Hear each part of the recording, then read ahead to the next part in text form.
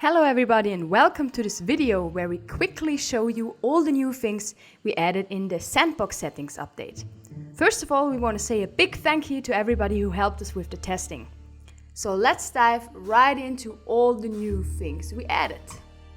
When starting a new game in Sandbox mode, you will now notice this little button down here, and if you click on it, you can see that here we added a list of Sandbox settings. If you just want to play with the default settings, they are here. I prepared two, you will see them in a sec. And if you click on the plus button, you can add a whole new set of game rules. So here you see the different categories. Let's start off with this one. Here you can change how long your animal is actually going to live. I know many of you have wanted this feature, so now you can have it by just basically sliding this little bar up here. So this means that my animal will now live 74 days as an adult. I can also change how long all the different phases are, so how long will I be a teen, a child or a baby. I can also change the pregnancy duration up to 100 days if you want that.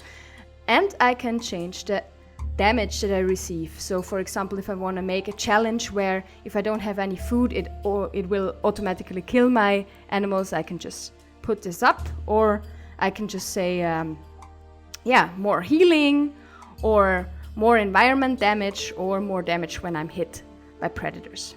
Then we will check this one out a bit later. Here in the gameplay settings, I can change the amount of food and the amount of nesting material with which the game will start. So you can make it a lot easier and have lots and lots of food if you just want to focus on breeding.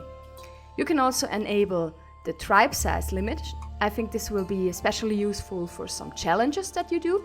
So you can say only 4 animals are allowed in my tribe. You can change the gene unlock. So basically if you click this, all the genes are unlocked from the start. And you can also enable blind gene mode, which I've seen quite a few times in challenges as well. With this, you will only see your animals' skills and not their genes. Then here in world settings, that's pretty easily explained.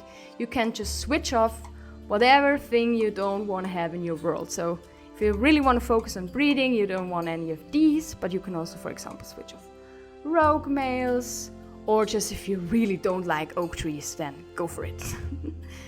Here in the win conditions, you can make your own condition on when the game is won and when it's lost. If you click on it, then you can put different things here. For example, you are never allowed to have a food reserve that is less than, let's say, 10, because that means your tribe would be gone. I don't know why. And you should have at any time number of days survive bigger than 50. So now you have to survive more than 50 days and never have below 10 food. And with this you can do quite a few different things with food reserve, number of generations, number of animals in your tribe. And you can also set breeding conditions, such as at any time breed an animal with, let's say, speed greater than 5. And this will now be saved as your win condition, and you will be notified if you won it or lost it, and so on. So let's get back to the gene settings. Here you can design your starting tribe. For example, here with this male, I will now just to show you go ahead and duplicate him. And now I would start my tribe with 9 animals. It used to be only 2, so now you can actually have a lot bigger starting tribe. And that isn't even the most exciting thing about it, because the most exciting thing happens in here. I know many of you have requested a feature that is kind of a niche link creator, where you can, at least your starting animals can be hand designed, and this is exactly what we added here. So now you can change the name of your animal. Let's call this one Dude. You can change the sex. You can change the rank. Let's make him Alpha. You can change his minimal and maximal age, basically his starting age. So he will start as a child or as a baby, for example, or like this, he would start as an adult for sure. Let's do it like this. Then you can change the action point color. You can, let's see some results for this.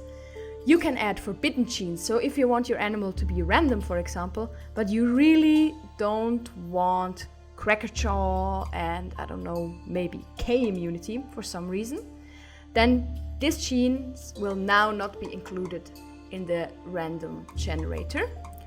But you can go on and even actually design your animal on how you want it to look like. So for example, here I want to show off a new gene, which is the anteater head, or here it's called the sticky tongue. And we also added some new horns, so let's add those. And let's show some possible results. So now I see that all my animals that could be randomly generated from this setting will always have the sticky tongue and the savanna horns. And with this, if you basically just set all the genes on the dominant and on the recessive slot, you can design exactly what your animal will look like in the game. Sandbox settings aren't the only things that are new in this update. You will also encounter quite a few new things in the world. So now I've taken Dude on a trip and found this thing. What is it? Let's check it out. It's a termite hill and I can crack it open. So let's do that.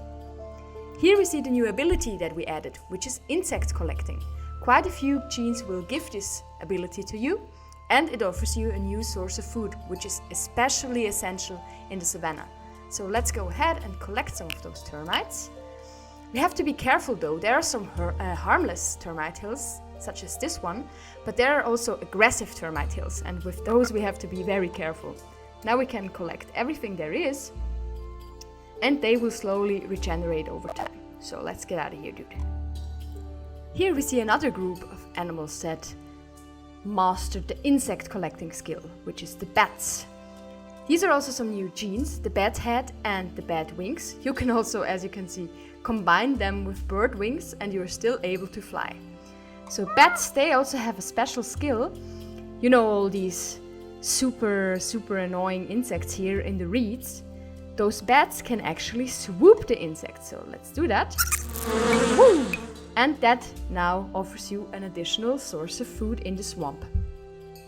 Two more features that have been requested by our players are the ability to change animal names.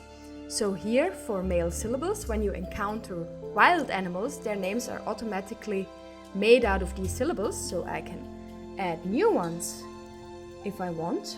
Same for females. I can add male names such as Dude here or Ron, and female names such as Rose or Tina, as you prefer. Then alongside that you also have action point colors.